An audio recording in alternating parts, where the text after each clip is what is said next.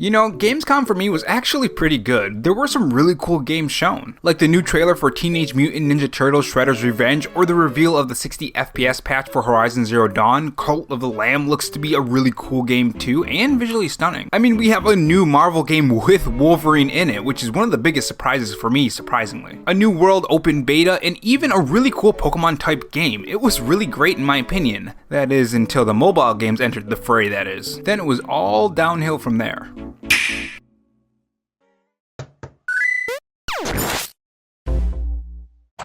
Hey guys, it's Rob here, and welcome back to the Robo-Chan Show, where we cover the latest gaming news, leaks, and rumors from Microsoft, Sony, and Nintendo in 2020 and beyond.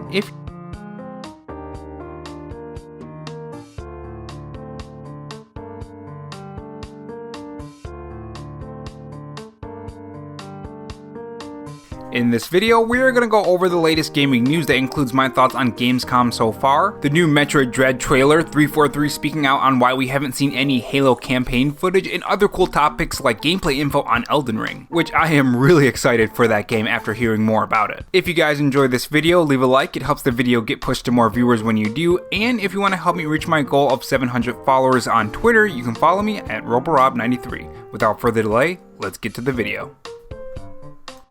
So let's start today's show off with Nintendo. What a ride Nintendo has been taking us on with these past couple months. First we had the Indie Nintendo Direct, which was really good in my opinion, and had some really cool games that I'm looking forward to. Then we had the Pokemon Nintendo Direct, which showed off some improvements on the Pokemon games, which is what I really wanted to see, especially Pokemon Legends. That one really surprised me. Even Gamescom had some Switch titles there. Heck, we might even have a September Nintendo Direct if rumors are true. And it seems Nintendo is still not done with us with the new trailer for Metroid Dread that shows off some amazing gameplay. I'm really hyped for this game. It also showed off what seems to be one of the main antagonists or the main antagonist of Metroid Dread. And I gotta say, the atmosphere of Metroid Dread feels really great. It's that creepy atmosphere that I think is gonna hook a lot of players. Not only that, but from this trailer, the gameplay seems incredibly smooth and fluid. Now, if you're wondering the resolution and frame rate of this game, the technical analysis that was posted by Samus Hunter says this. Metroid Dread technical analysis of the current build. Resolution 1080p docked, 720 portable. Possible dynamic resolution, but it's mostly stable.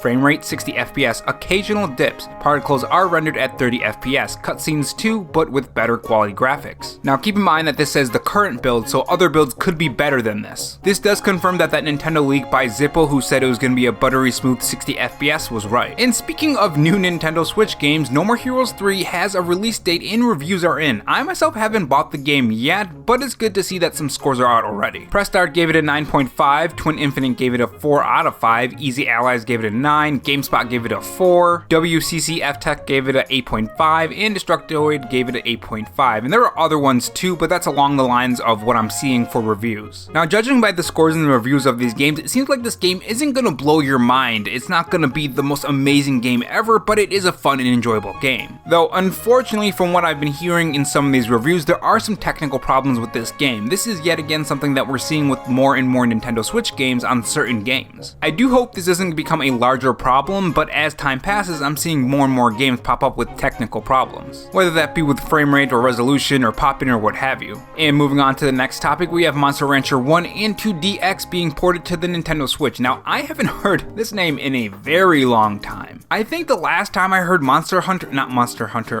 Rancher. Almost made that mistake. But anyways, as I was saying, the last time I heard about this was when I was watching the anime as a kid. I had to be, like maybe 5, 6, maybe 7? I never really played the games at all, but from the small footage we got at the beginning of the trailer, it doesn't seem quite up my alley, but for those who do want to dive back into some Monster Hunter Rancher, wow, no, I meant Monster Rancher. I'm not doing this on purpose, I swear. I'm like really tired right now, so when you record when you're tired, you tend to mess up a lot. But as I was saying, it's coming to the Nintendo Switch, and for those who want to play it, it's out there. Our next topic brings us to Gamescom and what I think about it so far. So from what I've seen online with other people's thoughts on Gamescom so far, it seems that it's a very lukewarm response. In my opinion, there were some great reveals like the ones I mentioned in the intro of this video. With that being said, while watching the opening night live reveals, I couldn't help but notice that the pacing of it was really bad and there were some odd choices like watching a full-on documentary instead of gameplay. It really ruined the experience for me personally. I don't know about anyone else. But that's all well and good as long as we see some gameplay games, and we did see some great games. That is until we got halfway through and they started showing mobile games. And I get it, mobile games are a big market for these companies, and the gameplay we saw didn't seem too bad for mobile games. But from there, it was just way downhill. If they were to just cut out all the extra banter and weird talking between the hosts, focus on the games, and maybe don't give awards for games that aren't even out yet, maybe it would be just a tiny bit better. Now, speaking of Gamescom and reveals, Xbox was at Gamescom as well. First off, let me say that Xbox is doing a fantastic job with most of the things that they're doing. Game Pass, xCloud, getting all these studios for these games, getting Bethesda, it's all good.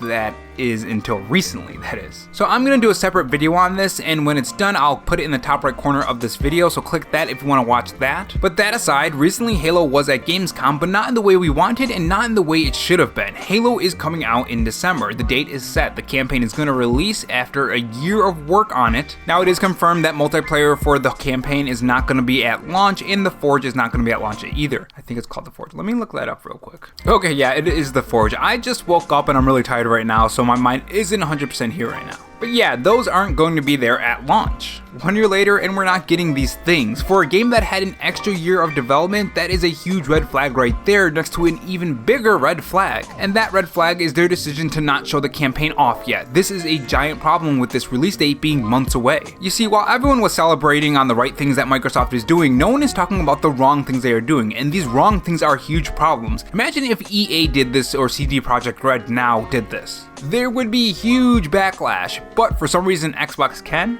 Don't worry Sony, I got my eyes on you too. I don't even know what you're doing, you're like just nowhere to be found. Like Sony's gone dead silent right now, I don't even know what they're doing right now. Anyways, we need to see gameplay ASAP on this right now, and if we don't and the game does release, I fully expect this to be unfinished and buggy and not playable. And if it does release like that and it's barely an upgrade over the original, it makes me wonder what this game was gonna release like last year. Because remember, they were originally going to release it and not delay it until everyone started clowning them for how it looks. Now 343 has responded to this and has given us a reason as to why it wasn't shown at Gamescom and why we haven't seen any campaign footage on the Halo campaign. We're spending lots of time on playing the game, verifying fixes, and generally doing all we can to ensure campaign and multiplayer plays great on all platforms, from the original 8-year-old Xbox to the brand new ultra spec PC. This is a very challenging task even for a large and experienced team. Now this is great and all, but what does it have to do with showing footage of the campaign? You could have easily played, say, the first mission and just recorded it and showed it. If any bugs show up, fix them and re-record.